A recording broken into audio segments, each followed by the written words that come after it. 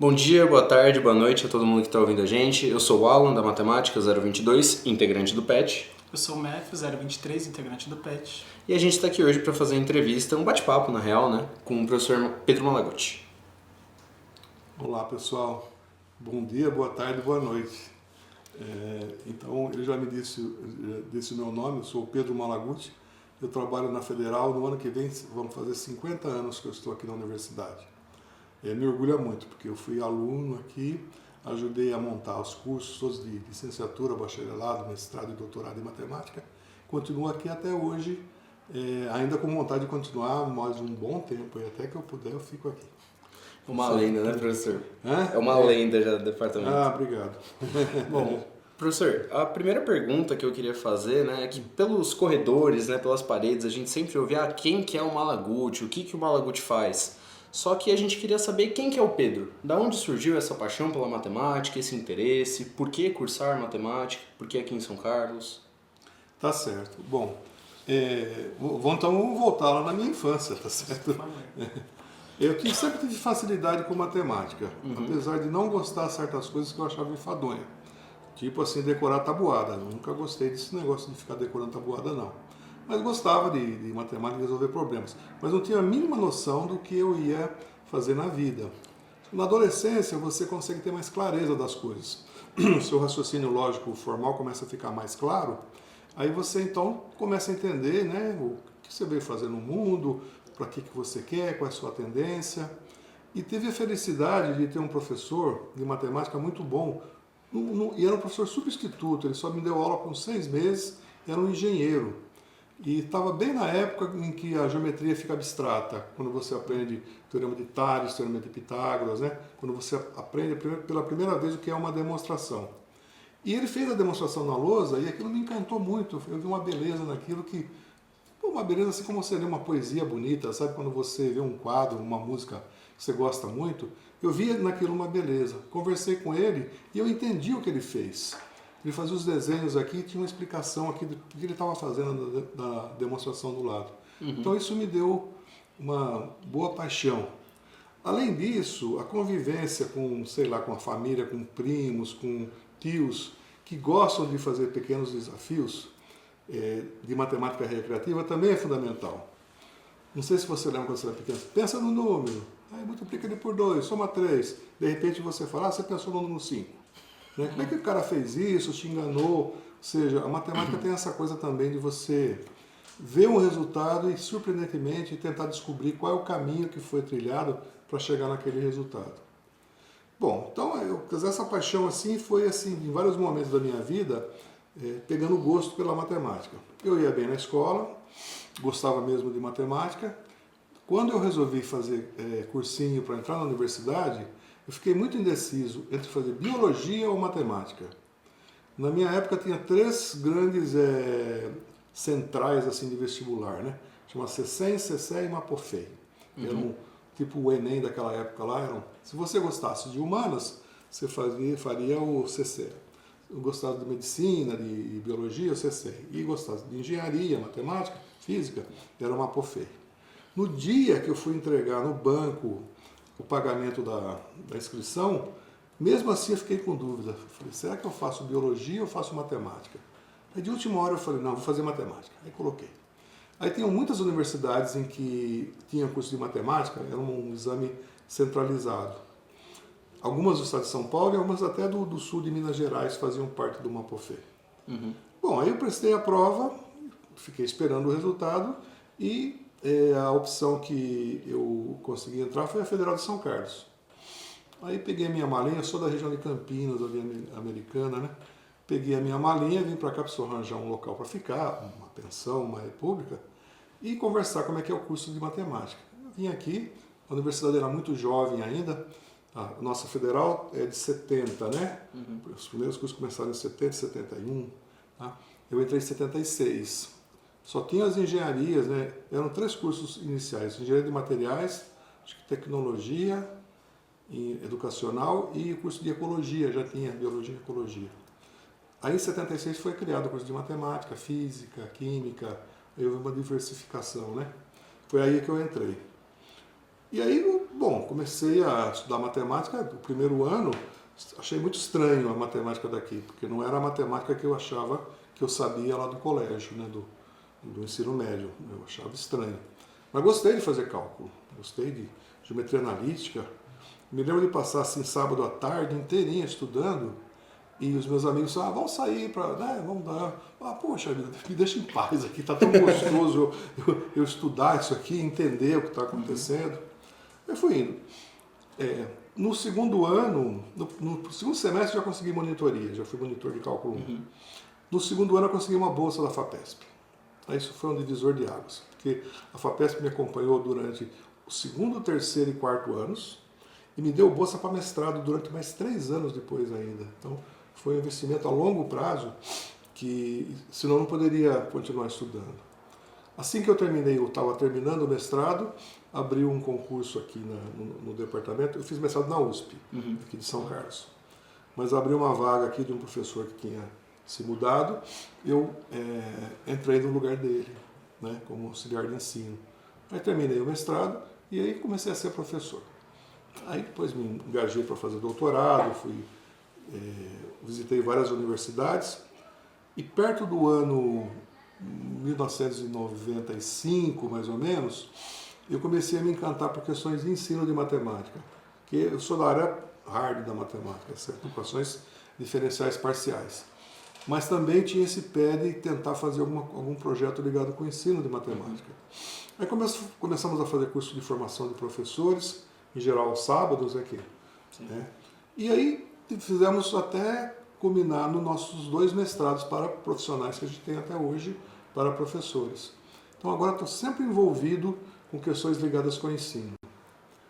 Em 2005, houve a primeira edição da OBMEP, essa Olimpíada Brasileira de Matemática de Escolas Públicas. Eu participei como corretor de provas, achei aquilo muito bonito, as questões eram diferentes, sabe? Não eram questões livrescas. E aí comecei a participar até ser convidado para elaborar questões. Aí comecei 2 ou 3 anos depois a elaborar questões e participar do comitê de provas.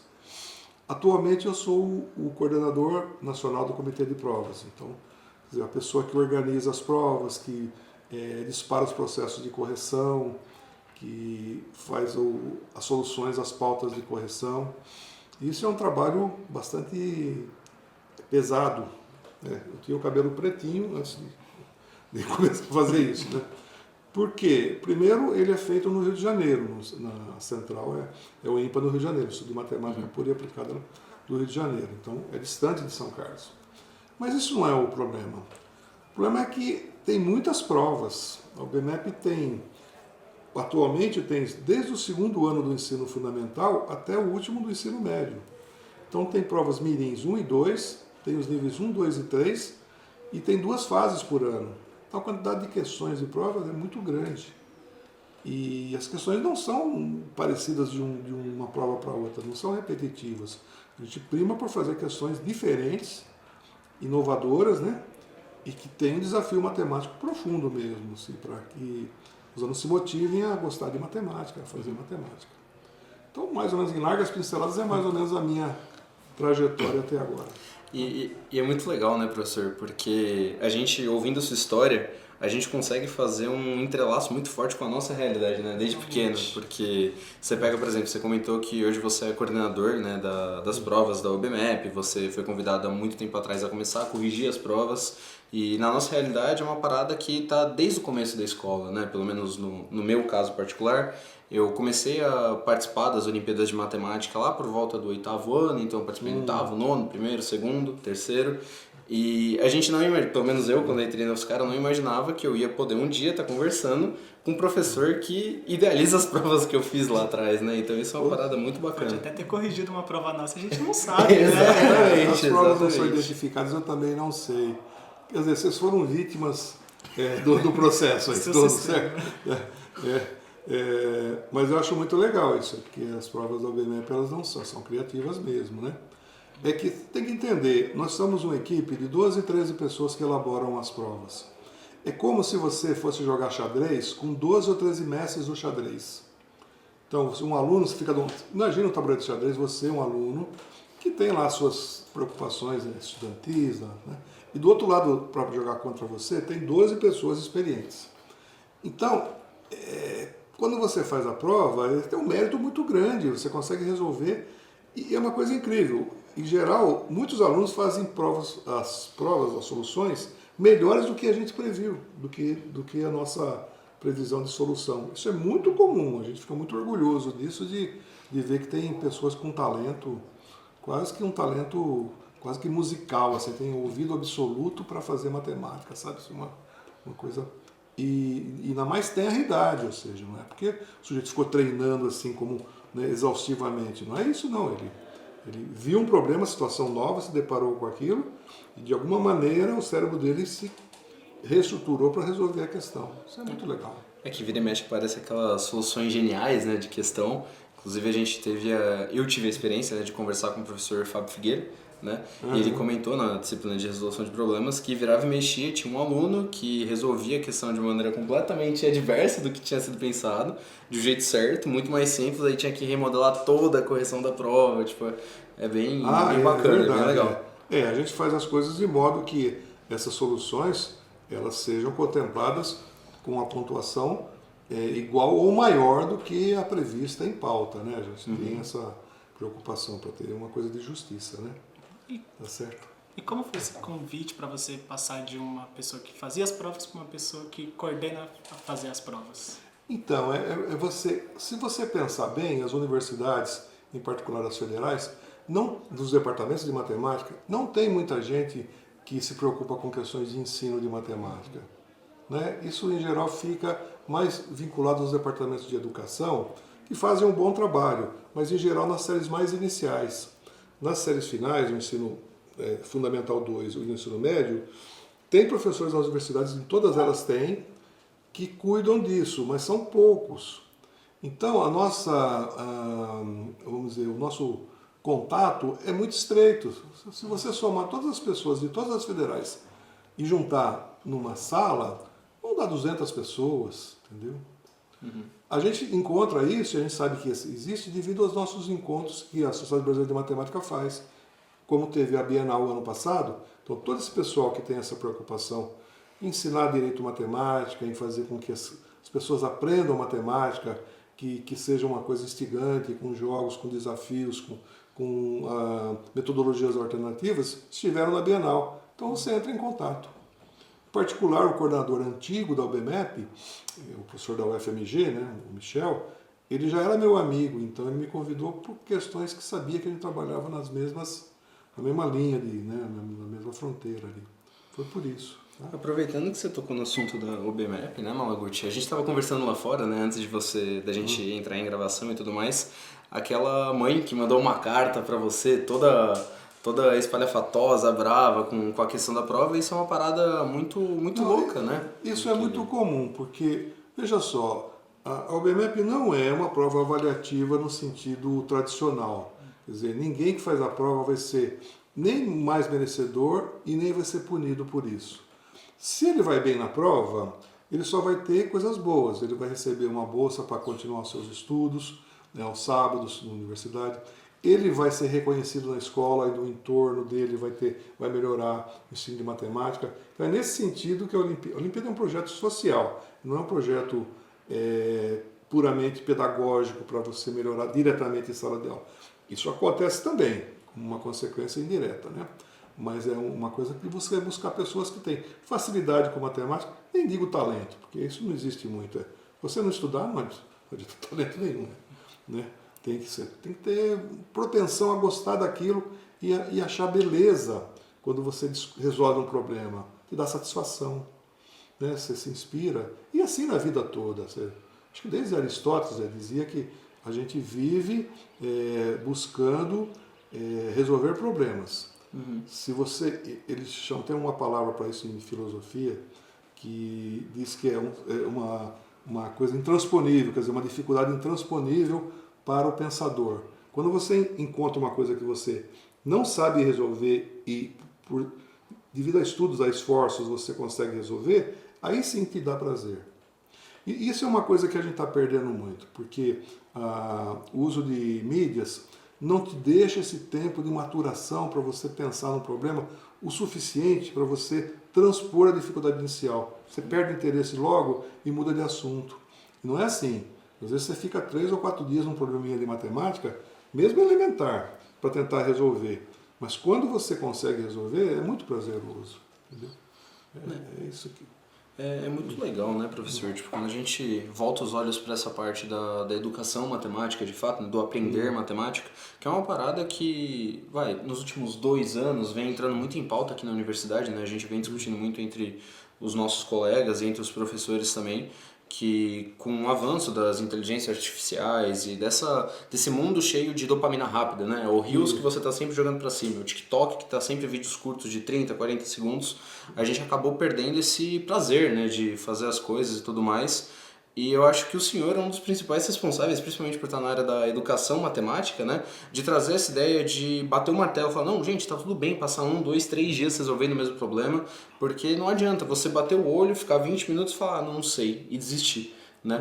Então, indo nessa linha da educação matemática, eu queria saber, professor, qual que foi a virada de chave, o gap para você falar, pô, eu tô aqui estudando EDP e eu vou voltar os meus olhos para educação matemática. O que chamou no teu coração para você fazer essa mudada? Não foi uma coisa muito simples, assim, internamente, porque eu sempre gostei de matemática pura mesmo, estudar, né? Fiz doutorado, tenho artigos publicados em matemática pura, tem livro publicado em matemática pura. Mas quando você começa também a se envolver com essas questões de ensino, você começa a ver que a carência é tão grande, né, de coisas assim até um pouco básicas, a carência é tão grande que é necessário você colocar um pouco da sua atenção nisso. E depois também você conhece pessoas que vivem nesse universo, né, nesse universo de bolar problemas, resolver, ajudar professores.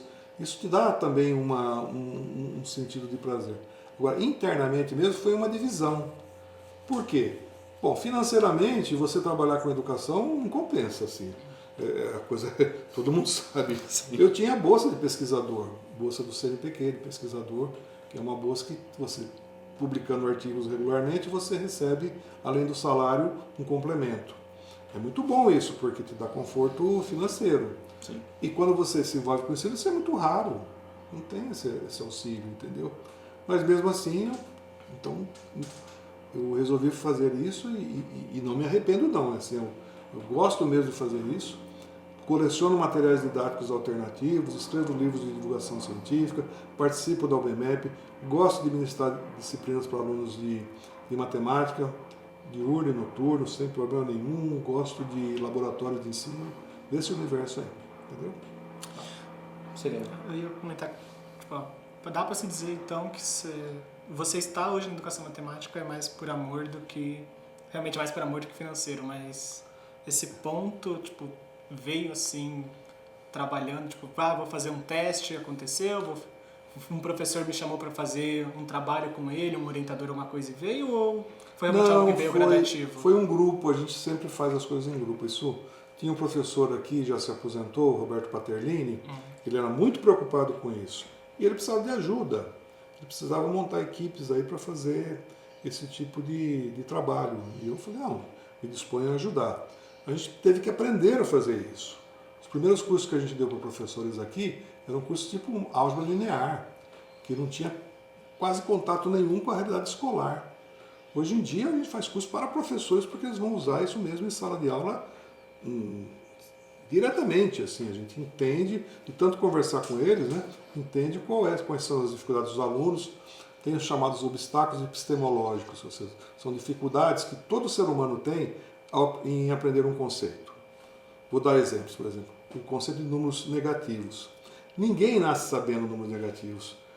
Você convive com eles, mas quando isso se torna uma coisa algébrica, você precisa entender que esses números negativos se combinam de uma maneira algébrica, isso é uma dificuldade. É preciso que se tenha preparo de professores para ensinar os números negativos corretamente. Frações, mesma coisa, entendeu? O conceito de fração é bastante abstrato. Como pode um objeto ter infinitos nomes, né? 1/4, sei lá, 2/8, infinitos nomes. E por que as regras que funcionam com os números naturais, já não funciona com os inteiros nem com os racionais, com as frações. Então, tudo essa pedagogia do ensino de matemática é uma coisa para você pensar. Você pode ser um facilitador.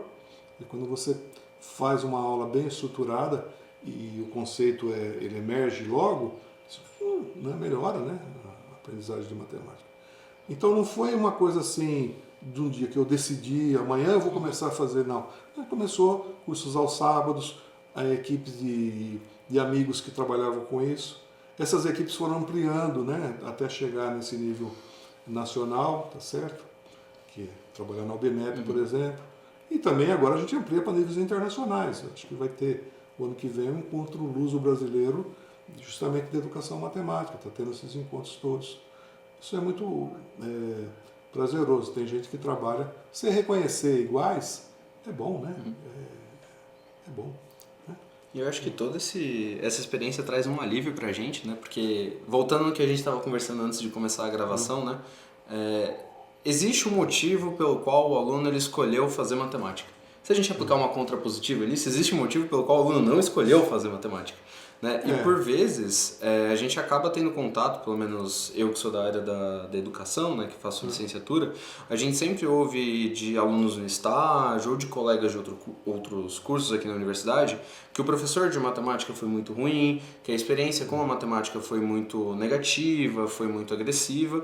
Eu acho que a partir do momento que os professores têm essa visão da educação matemática, né, tem um olhar um pouco mais voltado para isso, uma concepção muito mais ampla da natureza das coisas de fato, de explicar os números negativos a partir dos naturais, etc., a gente acaba trazendo, óbvio, é meio forte falar isso, é até meio difícil, mas você traz de certa forma uma humanidade para a coisa, você traz o aluno num patamar que ele consegue entender aquilo na sua essência. Ele não fica tipo, eu faço isso porque é assim, eu executo essa operação dessa maneira porque Deus quis que eu faça dessa maneira. Verdade, é uma parada que faz o aluno entender a essência da coisa e compreender aquilo na sua completude, né? Então, é muito importante esse trabalho que você e os profissionais fazem. É um trabalho bastante duro, sabe por quê? Em geral, os problemas de matemática começam já no Fundamental 1. Aliás, crianças de segundo, terceiro e quarto ano, eles adoram matemática. Fazer contas, eles adoram matemática. A aversão da matemática começa no quinto, sexto ano, aí começa o raciocínio fica abstrato demais, e esses laços que você falou do professor compreender o universo do aluno, eles são desfeitos, porque até o quinto ano, a professora de matemática também é de língua materna, também é de ciências, é a mesma professora. Às vezes tem um professor de inglês que não é, educação física que não é a mesma professora, a mesma professora. Mas a partir do sexto ano, começa a se separar as disciplinas. Então, tem o professor de ciências, tem o professor de matemática, tem o professor de geografia, o professor de história. Isso faz com que o contato seja muito pequeno entre o professor e o aluno, e então esses laços afetivos que tinha antes são desfeitos. E, ao mesmo tempo, o raciocínio fica abstrato, há um salto na aprendizagem enorme da aritmética para a álgebra. Sim. Certo? O que a gente hoje chama de chamar de variável x para resolver um problema foi um parto na humanidade, que é um método analítico. Você chama de x uma coisa que não existe porque você não conhece ainda. De repente, dando um nome para a coisa, ele passa a ter existência. E essa existência você opera como se ele existisse de fato mesmo. Sim. E no final, ele diz, o x sou eu. Aí aparece o resultado. Quer dizer, essa maneira de pensar não é uma maneira trivial, é uma maneira bastante elaborada de você fazer. Por isso que, quando chega no sexto, sétimo ano, aí a aversão da matemática fica muito grande. Fica mais abstrato? Fica. Os professores têm pouco contato com os alunos? Têm. Tá? E também a bagagem que eles trazem do ensino fundamental é muito pequena. Então, todo mundo reclama que as crianças hoje em dia não sabem mais fazer as contas básicas de multiplicação, divisão, porque não aprendem tabuada, não aprendem isso direito na escola. E os motivos são bastante profundos. Primeiramente porque os professores que dão aula para crianças muito pequenas são formados em pedagogia, e nos cursos de pedagogia ou não tem matemática nenhuma, ou a que tem é para fazer alguma estatística para ajudar assim, a notas, boletins, assim, muito pouco mesmo. E as pessoas que fazem pedagogia também foram fazer pedagogia porque elas já tinham uma certa aversão à matemática. Então, uma pessoa que não gosta de uma coisa ensinando uma coisa que não gosta, não vai funcionar. Então, o que você precisa fazer para resolver problemas aqui é atacar ali mesmo, no ensino fundamental 1. É ali que está o grande chave para você deslanchar a educação brasileira. Né? Agora, como é que você faz isso? Bom, valorizando o profissional, pagando um salário bom. Vocês se repararam que quase não tem professores de matemática homens que dão aula para crianças pequenas, primeiro, segundo, terceiro? Por que não tem homem? A maioria são mulheres. Porque os homens não têm afetividade com as crianças? Não é isso. Porque os salários são baixos. Entendeu? É por isso. Entendeu? A estrutura da sociedade nossa faz com que as mulheres recebam menos. Então elas pegam esses empregos que deveriam estar igual. A Yuriko, que é a nossa amiga japonesa, foi no Japão metade é metade. Metade lá é homem e metade é mulher que dá aula no Fundamental 1. Certo? Essa não é, né? Mas eu não quero entrar por esse caminho de mudança de estruturas políticas, educacionais, porque isso é um processo longo mesmo e que vai melhorando com o tempo. Antigamente, 90% da população brasileira não ia na escola, não fazia nem o ginásio, que seria a quinta série. Hoje todo mundo faz. Tá ruim? Tá ruim sim. Em matemática tá horrível, tá péssimo mesmo. Nós somos o último ou penúltimo sempre naqueles exames internacionais em matemática. Mas a gente tem que agir e nós vamos melhorar. Pelo menos todo mundo tem acesso à escola, né? Sim.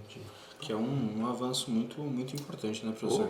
E assim como você comentou, né, quando você contou toda a sua trajetória, né, do Pedro pro Malaguti, né, para constituir toda essa persona que te define, eu queria saber, professor, porque assim, eu como estagiário, o MEFS ele infelizmente não tem essa oportunidade por ser do bacharel, eu no caso, eu ouço muito do PET nas escolas, né, no Juliano Neto, no próprio Degan, quando eu trabalhei lá, a galera falando que o pessoal do PET da matemática, em particular, trazia um alívio para a escola, trazia estagiários, os alunos gostavam, e tá aí mais um pontinho que o senhor está extremamente ligado na nossa existência, né? Porque você fundou o PET aqui no UFSCar. Como é que foi todo esse processo? O PET começou mais ou menos em 1995, é um projeto era um projeto bem elitista, cara. O PET antigamente chamava Programa Especial de Treinamento, ou seja, você pegava alunos de graduação e fazia um treinamento para eles serem os melhores. Essa sigla continua igual, mas hoje mudou totalmente e corretamente o significado. Chama-se Programa de Educação Tutorial. É o que deve ser mesmo. Né? Então, mas naquela época eu fiz o projeto, foi para o MEC, foi analisado e ele foi aprovado. Mas eu não fui o primeiro tutor. O primeiro tutor foi a professora Margarete, que ficou um bom tempo tentando estruturar como é que era o PET. Né? O PET, não sei se vocês sabem, mas você tem que ter um rendimento acadêmico excelente, senão você não faz parte do programa. Né? Você tem que ter uma troca se você não tiver um rendimento adequado. Né? E depois disso, então, começou atividades. O segundo, acho que foi o professor Tomazella, que deu continuidade ao trabalho da Margarete. Se eu não me engano, depois fui eu. Fiquei 10 anos como tutor do PET. Foi um bom tempo. Né? E aí tinha, né, nesses 10 anos aí, a gente promoveu muitas atividades ligadas com o ensino. Uma coisa que salta aos olhos mesmo, que eu me lembro bem da época, é o que a gente chamava de Circo da Ciência, que era, de fato, uma vez por ano, durante a Universidade Aberta, a Universidade alugava uma lona de circo bem grande e dividimos ela em 4 partes, as 4 ciências básicas, física, química, matemática e biologia. Tínhamos o cuidado de colocar a matemática no fundo, porque se os alunos que viessem visitar vissem que a matemática estava na entrada, eles nem entravam. Sabe? Então a gente colocava lá ossos de baleia, de dinossauro, microscópio, até eles entravam na biologia, circundavam pela química, iam na física e ficavam presos na matemática. Tinha de ver com a E era a última. Agora, lá nas atividades de matemática, a gente fazia atividades tão legais, assim, com coisas ligadas com topologia, com geometria, com mágicas, que depois eles não queriam ir embora. O circo ficava lotado na parte de matemática, porque eles não queriam ir embora. Tinha que chamar e falar, olha, tem uma outra turma chegando, né? E muita gente que veio nesse Circo da Ciência acabou entrando depois nos cursos de licenciatura, porque reconheceu ali a sua profissão futura. Falei, poxa, eu queria ser professor, isso aqui é muito legal. Estou vendo as pessoas aqui gostando de desenvolver desafios, né? Então, isso foi uma. Mas tinha outras atividades, não é? Esse é o circo que, durante esses 10 anos, teve 10 anos de circo, né? Que eu me lembro bem. Depois também tinha as atividades de organização de eventos, isso que é importante. Eu lembrei hoje, tem uma empresa, não vou citar nomes, mas tem uma empresa de Jundiaí que contratou um petiano um certo ano. No ano seguinte, essa empresa abriu vagas para contratar mais gente. E tinham 4 alunos que iam se formar, e os 4 foram trabalhar na empresa. Todo ano eles queriam gente do PET. Por quê? Eles tinham uma formação matemática ou raciocínio dedutivo muito acima da média do mercado, porque fariam um curso de matemática, eram constantemente desafiados a resolver problemas complexos, sabiam trabalhar em equipe. O trabalho em equipe faz parte disso também. Então, o trabalho em equipe, mais isso, fez com que, numa empresa, eles se despontassem. São todos chefes hoje em dia, já perdi o contato faz anos já. Tá certo? Então, isso é importante. A universidade não é uma coisa de você ser um bom aluno para você só, mas de você ser um aluno bom para dividir o seu conhecimento com os outros, né? Eu acho que o PET ele traz muito isso pra gente, né? Porque, óbvio, como você mesmo comentou, né, professor, o ciclo ele é muito volátil, as pessoas entram e saem por diversas oportunidades, né, por diversos motivos, e a gente acaba aprendendo a trabalhar muito em grupo, porque são sempre pessoas diferentes, com crescimentos e desenvolvimento diferentes, e não é só algo pontual que aconteceu, como você comentou, desses 4 alunos que estavam para se formar, né? Algo que acontece todos os anos, sempre está rolando. E é muito importante isso, né? Eu falo que o PET ele é uma parte fundamental pro curso de matemática no geral, óbvio para todos os cursos, mas em particular pro curso de matemática, porque a gente sabe como o matemático é, né? O matemático gosta de pegar, sentar no seu gabinete, pegar aqui sua folha, sua caneta e vai papirando, vai bizuando e o PET ele traz essa ideia de extensão, traz essa ideia de trabalho em grupo, que é muito legal e dissocia um pouco essa ideia que a gente é moldado a ter antes de entrar no curso, né? De que é um curso muito individualista, que é o aluno pelo aluno exclusivo e não tem esse contato. E o PET mostra justamente o contrário, né? Eu acho que uma coisa legal do PET é que a gente vê pessoas que passaram pelo PET hoje dando aula pra gente. Então, você entra numa aula, você tá tendo aula com um professor que já passou por onde você passou e ele, tipo, gosta de dar aula pra você porque ele sabe que você é do PET. É uma experiência que beneficia o nosso curso. Tem exemplos aqui, que são pessoas diferentes mesmo, trabalham, gostam do que fazem. Você chegou a ser tutor de algum desses professores que a gente tem no departamento? Sim, a Bruna foi, que trabalha aqui com a gente, foi a Fabiana Cotrim, que trabalha em Buri, né? No campus de Buri, da Federal, também foi aluna. O Johnny trabalha na Federal aqui acho que é Triângulo Mineiro, está aqui agora. Quer dizer, tem gente do PET esparramado por todos os cantos aí, né? Que continuaram seus estudos e alguns são professores. Mas também não é preparado só para ser professor. Tem gente muito boa que trabalha no sistema bancário, trabalha com seguros, coisa e tal. É aquela coisa, né? A matemática é uma linguagem que se adequa, ela é geral o suficiente para se adequar a muitas situações diferentes, né? Isso é muito bacana, né? Porque é igual o Memphis comentou, né? Você chega, você entra na faculdade, você tem na primeira semana um contato com o PET. Tem a calorada, tal, não sei o que, a gente organiza. Aí, pelo menos se você for pegar recorrências dos últimos 2 anos, você entra no seu primeiro semestre, vai estar lá a Adriana te dando aula. Né? A Adriana que foi membro do PET, né? Fundou, então, na verdade, né? Não é que ela foi membro. Ela fundou, ela foi a fundadora. Então, é muito legal ver como, tipo assim, as pessoas acham que o PET influencia que só... é a nossa atual chefe de departamento. Exatamente. Né? Os alunos, por vezes, acham que o PET ele influencia só na calorada, a galera que está chegando, só que no fundo o PET está relacionado com todos os alunos de matemática e, no geral, até com a galera das engenharias, né? Porque esses professores dão aula para lá também, né? Então, isso é bem legal. Muito bem. É assim. É a vida da gente. Quando você se envolve e gosta do que faz, aí tudo as portas vão se abrindo, tá certo?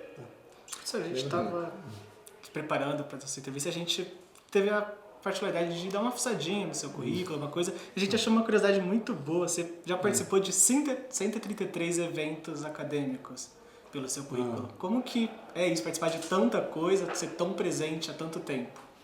Bom, o currículo, eu sou daqueles preguiçosos para atualizar currículo. Deve ser pelo menos umas 5 vezes mais do que porque eu não fico colocando todo lugar que eu vou, né? Primeira coisa, eu não sei falar não, tá certo? Então, me convidam, eu topo, né? Então vou te chamar pra um churrasco, eu acho. Ultimamente, como eu também, de tanto conviver com questões de ensino, eu não faço mais palestras sobre um assunto específico puro de matemática, para alunos que, exceto quando tem especialistas, aí é diferente. Mas você vai fazer uma palestra de cunho geral, mesmo para graduação, não compensa você chegar e escrever na lousa, considere ômega uma variável de paracompacta de dimensão n, porque ele não vai entender a primeira frase que você vai falar, aí não adianta. Então você tem que conquistar por outras maneiras. Por exemplo, como é que eu faço? Na graduação, vou dar 2 exemplos só. Eu queria ensinar operadores pseudodiferenciais, que é um assunto duro, diferente, muito recente, né? Que vem do conceito de você fazer derivadas falsas de alguma maneira, fazer isso. Aí que eu conto a história do calor, a equação do calor, como é que o calor foi evoluindo, como é que o Newton estudou o calor, como é que surgiu a primeira equação, né? Até surgir a chance de você escrever lá uma integral e aí os operadores pseudodiferenciais aparecem. E eu dou nomes assim estranhos às palestras. Essa aí, se eu não me engano, chamava-se Como derivar meia vez uma função descontínua. Quer dizer, não se sabe, todo mundo, ninguém deriva a função descontínua, certo? E meia vez ainda, tá estranho, né? Mas dá para fazer, é isso mesmo. Os operadores pseudodiferenciais fazem isso. A outra coisa é quando o público é mais amplo, principalmente adolescentes ou crianças. Aí tem a minha coleção de mágicas matemáticas. Aí as mágicas matemáticas são aquelas que você faz, tem um fundo matemático, que descobrir como o mágico faz é como resolver um problema de matemática. Como é que ele me enganou, tá certo? E eu não tenho habilidades manuais assim, eu não sei embaralhar um baralho de maneira perfeita. As mágicas minhas funcionam porque a matemática funciona. Eu sei o que está acontecendo, né? Então isso aguça bastante a curiosidade. E às vezes eu não durmo à noite porque fico pensando em como melhorar um truque de mágica, né? Tá certo? Faço isso com gosto mesmo. E eu acho que indo nisso de mágica é algo que seu período de tutor você deixou marcado no nosso pet. Até hoje a gente, quando quer divulgar o curso, é uma coisa, a gente usa as matemáticas. Na Bienal a gente usou as matemáticas também, algo que marcou muito. É bom, é divertido, né? A gente conquista, né? Me lembro da EPTV que veio gravar aqui a Bienal. O que nós vamos gravar? Uma palestra de um professor emérito, assim? Tá bom, mostra o cara explicando lá, mas para televisão. Agora, mostra uma criança dando risada e se espantando com o que está vendo ali com aí é outra história, né? Quando minha primeira experiência no PET foi fazer uma universidade aberta e a PTV chegou e, grava com a gente, eu realmente, tá até hoje, você procurar no G1, eu lá fazendo uma matemática para repórter. Ah, que legal. Eu acho que eu não lembro disso aí. Isso depois foi você em me fala 2023. Você me lembra que quero ver. Eu acho que é meio que um evento canônico do petiano, né? Tendo visto o período do processo seletivo, sempre vai vir ali uma feira de oportunidades, uma universidade aberta, e a primeira experiência é sempre a gente fazendo uma matemática para os alunos, e normalmente quem para ver essa matemática é aquele aluno que vai falar, putz, eu não gosto de matemática. Isso é chato, eu não entendo. Que para no nosso stand pra rir da gente e acaba que ri com a a gente. Exatamente, isso é muito bacana. E professor, puxando um pouco esse viés do ensino da matemática, né? Você comentou que você participou de, evidentemente, muito mais eventos do que a gente tinha comentado, né? Bem mais. E de curiosidade, uma pergunta que eu tinha para te fazer, como alguém da área de ensino da matemática, né? Qual foi, se é que você teve a oportunidade de trabalhar, a turma da educação básica que você acha mais interessante trabalhar com essas questões da educação matemática? Então, um material manipulativo, uma matemática, dos eventos que você participou, qual foi a turma que você sentiu que mais instigou nisso? Olha, em geral eu faço palestras para professores que depois vão trabalhar, né, com matemática. Isso me dá muito prazer, porque você aí sente que a multiplicação dos resultados é muito maior. Você faz para um grupo de alunos, para aquele grupo de alunos, você faz para o professor, ele vai incorporar isso e vai, né? Então, gosto muito de fazer para professores, tá certo? Agora, tem experiências que me marcaram bastante. Uma vez eu fui para a Universidade de Brasília, a Jaqueline Godoy, que hoje em dia é presidente da SBN, trabalha lá, né? Ela falou, você não veio fazer uma palestra para licenciatura, para professores aqui? Eu falei, vou sim, Jaqueline. Aí fui lá e fiz a minha palestra dessa natureza que eu estou falando. Só que, nesse mesmo período, a UNB participava de uma grande feira de ciências que tinha em Brasília. Tipo um pavilhão do Anhembi, eu não lembro o nome mais, assim, um negócio enorme, que lá tinha ovelhinhas clonadas, avião da FAB, já da FAB, tinha assim, tudo de ciência tinha lá. E a matemática é sempre aquela pobreza, assim, né? Aquela coisa que você vai ensinar um quê de matemática. Aí ele me convidou, você não vai lá fazer atividade? Eu falei, posso fazer minhas mágicas lá. O público são crianças que vão lá. Pode deixar comigo, né? Vou lá. Só que ela não me falou que as crianças tinham 5, 6 anos de idade, era do prézinho. Então, eu fiquei esperando fazer uma coisa de combinatória, vamos ver quantas, né, quais as permutações das bolinhas aqui, por que aconteceu isso. Não podia fazer isso, porque sentaram à minha volta e me anunciaram como o mágico matemático que eu ia fazer ali. Aí eu tenho as minhas. Aí teve os truques lá que eu tive que inventar, tá certo? Sei lá, pegava tipo assim, um lenço e falava, pensa no número para a criança. Aí pensou, né? Que número que você pensou? 3, eu vou adivinhar. Eu falei, 3. Aplaudiam, entendeu? Aplaudiam fazer florzinhas de mágica apareciam, as bolinhas. Eu sei que foi traumático porque eu não estava preparado para isso, mas ao mesmo tempo eu vi que se você fizer isso, o interesse mas assim desperta de uma maneira absurda, né? É uma coisa incrível. E também participo das bienais, né? Eu acho que eu já participei de quase todas as bienais. Essa foi a que nós fizemos aqui, 11ª, né? 11ª. Eu sempre procuro e produzir materiais. Aliás, deixa eu falar, isso aqui é um material de alguma bienal aí. Eu vou mostrar aqui, é um livrinho antigo. Desde 2010, olha o título do livro, A Inteligência Artificial no Ensino. Quer dizer, em 2010, eu já estava com a preocupação de ensinar para crianças rudimentos de inteligência artificial. Porque achei que isso ia ser, no futuro, ia ter um desenvolvimento grande. Porque quando eu era adolescente e criança, eu ficava assistindo desenhos de ficção científica na televisão, ficava encantado com aquilo. Eu queria ser os Jetsons lá que voavam com os carrinhos e que o relógio comunicava com a... Hoje em dia já é possível, né? O celular é um reloginho de Jetsons, né?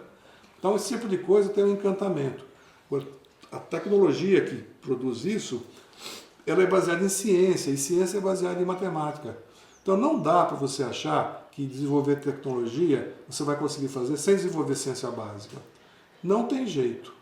Aí então, preocupado com isso, o livro é cheio de ilustrações, de construir computadores com caixa de fósforo, ver como eles aprendem jogos e coisas do tipo, né?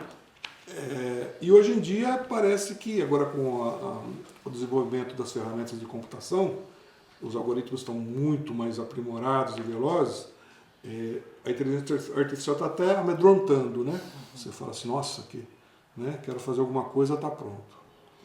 Fizemos testes com questões da OBMAP. Algumas ele resolve, mas não resolve todas não. Ainda bem. E aliás, também eu fui numa palestra na Flip, em Paraty, Festival de Literatura, agora recentemente, em julho. E tinha um escritor e humorista português. Ele fez os testes com inteligência artificial, dizendo que, né, falou assim, como é que eu faço para conquistar uma mulher? Ele fez essa pergunta para o... Ela falou, é uma pergunta de fórum íntimo, ela tem que haver concordância, coisa e tal. Tudo bem, mas ela concorda. Mas então como é que eu faço para conquistar uma mulher? Não, é uma questão muito delicada. A inteligência artificial sempre respondia, mas se esquivando. Ele falou, mas isso é inteligente? Quer dizer, o software não consegue nem conquistar uma mulher, porque não vai ser inteligente, entendeu? Isso aí é inteligência artificial, né? Então, mas claro, está fazendo coisas maravilhosas mesmo, né? Tá certo? São modificações. Antigamente você, para acessar um livro, tinha que ir até a biblioteca, né? Ir lá e folhear um livro. Hoje em dia é muito raro você ir até uma biblioteca. A biblioteca é mais uma coleção de coisas, né, que você guarda aquilo com carinho. Nossa biblioteca aqui tem as obras completas do Euler. A coleção inteira de artigos dele. Isso é uma preciosidade, tá certo? Mas agora, se eu quiser consultar um teorema de Euler, eu vou na internet, eu procuro o Euler, o teorema tem lá escaneado, tá? Coisas do tipo. Esse é o impacto do avanço da internet, né? Do avanço da tecnologia. Bom, professor, caminhando, né, pro fim do nosso bate-papo, a gente queria propor uma dinâmica para você, que é uma dinâmica meio que batata quente, um bate-pronto. A gente fala uma palavra e você fala uma palavra, uma situação que vem imediatamente na sua cabeça envolvendo aquela palavra. Pode ser? Tenho medo disso, porque nós não combinamos nada, mas vamos lá. Pode ser que dê certo. Você quer Vamos começar? ver. Eu começo. Um hobby. Um hobby? Jardinagem. Interessante. Essa era a última coisa que eu estava imaginando. Jardinagem, eu adoro. Bom, Faço isso. uma meta de vida. Bom, agora está sendo cuidado do meu neto que acabou de nascer. Acabou de nascer, tem o primeiro neto, então vou fazer tudo para que ele tenha uma vida saudável e deixe para ele coisas boas. Um filme. Eu gosto muito do Blade Runner, Caçador de Androides. Bom filme. Porque lá tem o teste de Turing ao vivo. Depois de tudo para saber se o cara é máquina ou não. Você não sabe se o cara é de fato uma máquina ou é um ser humano e tem aquela trama toda. Eu gosto demais desse filme. Assisti umas 20 vezes já. Tá? É um vício. Vício? Sério. Eu acho que eu vou de terça-feira tomar cerveja com os amigos, mas não é bem um vício. Mas Encontro você jogando bola lá. Jogando bola eu nunca joguei. Mas eu tô do lado jogando. Eu sei, eu tenho visto lá, mas tá. Um teorema. O teorema que mais está me encantando hoje em dia é que eu estudei é o teorema de Euler. Porque, sabe, V menos A mais F igual a 2, aquele teorema lá, ele tem tantas consequências, ele é usado em tantos contextos diferentes, desde química, com ele você demonstra a fórmula de Pique. Esse Euler, para mim, foi muito inteligente, cara. Ele não teve uma vida muito confortável, né? Ele quase não tinha emprego, ele era, né, foi convidado para ter emprego, ele ficou cego grande parte da vida. Mas até publicou 800 e poucos artigos, um melhor que o outro, fundou todas as áreas da matemática. É ele. Ficou cego grande parte da vida e continua sendo o Euler, né? E é o Euler que a gente conhece, que não é pouca coisa, né? O Leibniz também, tá? É outro que... O Leibniz talvez fosse o sujeito mais inteligente da época dele. O Leibniz é muito conhecido na filosofia, mas não como grande matemático. Sabia? O pessoal da filosofia sabe, ele é matemático, mas ninguém sabe que ele descobriu o teorema fundamental do cálculo, que revolucionou toda a revolução industrial é baseada em domínio da energia mecânica. Né? Ele é muito inteligente. Fez previsão dos computadores na época de 1700 e pouco, já sabia como o sistema binário funcionava, a lógica dos computadores, e mais ou menos começou com ele, né? É muito louco, né? Porque, fazendo um breve parêntese, pelo menos antes de entrar na faculdade, o que a gente ouve é que Newton criou o cálculo, né? Todo mundo fala do Newton e tal, verdade. E ninguém dá bola pro Leibniz, né? Que Não, foi o Leibniz, né? Eles criaram juntos, simultâneos, mas a notação e as ideias de Leibniz são muito mais menos obscuras do que as de Newton. Newton era um grande modelador de problemas de matemática, entendia a natureza e fazia modelos matemáticos. Leibniz era um filósofo da matemática, ele entendia o conceito puro. Né? Algo que a gente acabou perdendo, né? Os filósofos matemáticos, acho que a gente não tem... Acho que o último foi Poincaré, talvez. Os universalistas acabaram sumindo, porque hoje em dia o conhecimento desenvolveu tanto que não é possível mais uma pessoa ser boa em cosmologia, em matemática, em física, em química, tudo junto. Ele se especializou demais, né? Infelizmente, né? Bom, você comentou de um vício, que é a cerveja, né? Cervejinha ali com os amigos. E um passeio pro fim de semana, professor? Qual que seria o passeio ideal? Bom, essa coisa que eu adoro é quando tem o Festival de Literatura lá em Paraty, eu vou todo ano. Isso aí mas é uma vez por ano. De final de semana mesmo, eu sou muito pacato, né? Não sei. Por exemplo, tá tendo a Feira de Flores lá em Olambra agora, né? Que é em setembro. Tô louco pra ir lá. Como um entendeu? bom Porque eu gosto de jardim e daquilo deve ser uma maravilha. E é mesmo, né? Uma coisa... Então, não é que eu tenho o hábito de ir num lugar assim, eu não vou fazer caminhadas, coisas e tal. Mas quando tem eventos que tem uma motivação que eu gosto, como literatura, jardinagem, coisa e tal, aí eu topo ir nessa. Seguindo nessa linha, um livro de cálculo. O livro de cálculo, eu usei o Thomas aqui para dar aula para os alunos, achei um livro honesto. Bem bom, bem bom. Não achei ruim. Mas você também tem lá o Sokovsky, que também não é desprezível, tem o Anton, mas o Thomas, para mim, ele vai no ponto, sabe? Principalmente em cálculo 3, quando você tem que terminar com os grandes teoremas lá que são usados depois em física e matemática, o Gauss, Green e Stokes. Ele não esconde o ouro, ele faz tudo direitinho, sabe? O Thomas. Então, gosto dele. Bom, virando um pouco a esquina, né? Mudando completamente de assunto, uma comida. Eu adoro É? coisas do mar. Então, sei lá, bacalhau, adoro. Camarão, essas coisas. Uma paeja é dentro. Sim. Vou para o Rio de Janeiro sempre, trabalhar lá no OBMEP. O pessoal vai lá e pede bife com fritas. Que falta de criatividade, pelo amor de Deus. Então, vamos comer. Essa grande felicidade é a próxima Bienal sem Natal, pra você comer frutas do mar a semana inteira. Aliás, a correção do OBMEP é em Natal. Então você E eu feliz. faço isso mesmo, que você falou. Você tem um predict aqui, bizarro. A correção é lá. Bom, a gente falou, né, de diversos matemáticos, Newton, Leibniz, Gauss, Green, Stokes. Então, para além de todos esses que a gente conversou, que a gente comentou, um matemático que você enxerga que faz parte da sua trajetória, seja por gosto pessoal, por importância no seu desenvolvimento acadêmico. Bom, eu posso falar dois? Pode. O primeiro, meu orientador de doutorado, o Jorge Unita, que foi professor nosso. Assim. Uma pessoa que é muito generosa no quanto ao conhecimento, sabe muito a matemática, só se aposentou, né?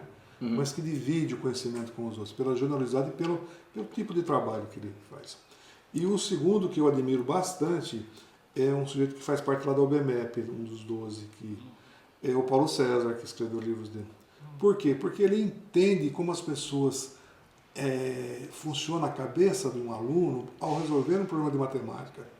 Ele vai pensar assim, vai entrar por esse caminho, não vai encontrar a solução, ele vai voltar para trás, então ele vai fazer outra suposição, mas é dito e feito, cara. Assim, é um sujeito que ele olha para uma questão e já sabe como as pessoas vão resolver isso. Isso aí é uma arte. Isso aí Se você tivesse, professor, na tua frente, aqui, uma máquina do tempo, você pode voltar para o ano que for para conversar com um matemático, um filósofo, algum grande cientista. Você fala, putz, eu queria conversar com esse cara ou com essa mulher. Quem que seria e o que você conversaria com essa pessoa? O Alan Turing, que é o pai da computação, né? Teve uma vida toda atribulada, assim, durante guerra, acabou se suicidando por problemas de homossexualismo, coisas que não são boas, né, na vida dele. Mas a inteligência dele era muito rara, né? Assim, o sujeito... Ele era um ponto não fora da curva, né? Ele era um ponto muito fora da curva, né? Algo muito ponto isolado.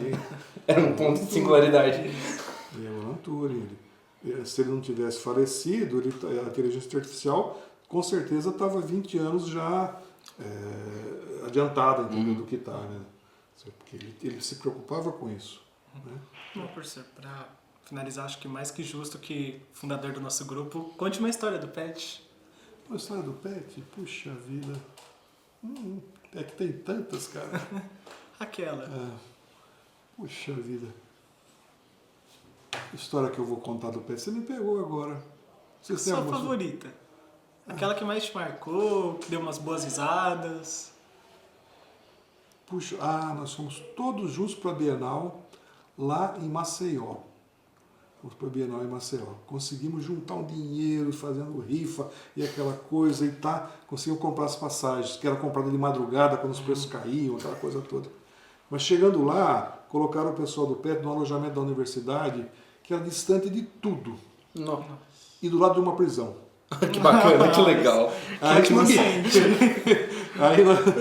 chegando lá, o professor, não dá para ficar lá, professor, tá? Não tem jeito, é um local abandonado, assim, mato, coisa e tal, não tem condições. Aí nós trouxemos o pessoal, conseguimos juntar e conseguimos um hotel perto da praia, e aí tudo foi maravilhoso.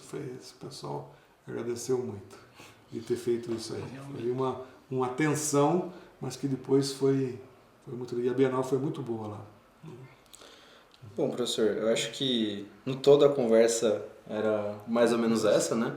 Eu gostaria de abrir margem, né? Abrir espaço para você se despedir, dar uma mensagem para a galera que vai estar ouvindo a gente, para os futuros alunos da UFSCar que eventualmente vão vir fazer matemática aqui, enfim, deixar o espaço para você se despedir. Tá certo. Eu vou fazer uma coisa que não se deve, porque eu fui na Flip e tinha uma criança lá escrever um livro de 9 anos de idade. Uhum. Aí fizeram a mesma coisa. Você não quer falar assim, né, uma mensagem final para despedir do pessoal, deixar a sua mensagem? Ela fez assim com a cabeça. Então pode falar. Falou, tchau. Não vou fazer isso, não. Eu achei de criatividade dela. Não fala, é assim, tchau. É de uma genialidade, né? Foi assim direto, né? Não, eu acho que assim, quem se envolve com matemática e vê um pouco de beleza nela, tem que seguir essa carreira. Você não vai ficar rico de maneira nenhuma, você não vai ter prazeres assim, mas você vai ser muito feliz em ter amigos que fazem isso e cada dia uma descoberta de resolução de um probleminha de matemática que vai encher de prazer. É como se você criasse uma obra de arte por dia resolvendo problemas, tá certo? Em particular, na nossa universidade aqui tem um curso já consolidado, que é nível 5, que é o top, né? Tanto na licenciatura como no bacharelado, né? Então, vale a pena. Depois também tem mestrado e doutorado e assim por diante, tá? Então venham para cá, tá certo, pessoal? Bom, muito bem. É isso, gente. Eu agradeço a audiência de todo mundo. Obrigado por terem ficado até aqui, ouvido a nossa conversa, a nossa discussão, os nossos debates. E é isso. Mais uma vez, bom dia, boa tarde, boa noite e até a próxima.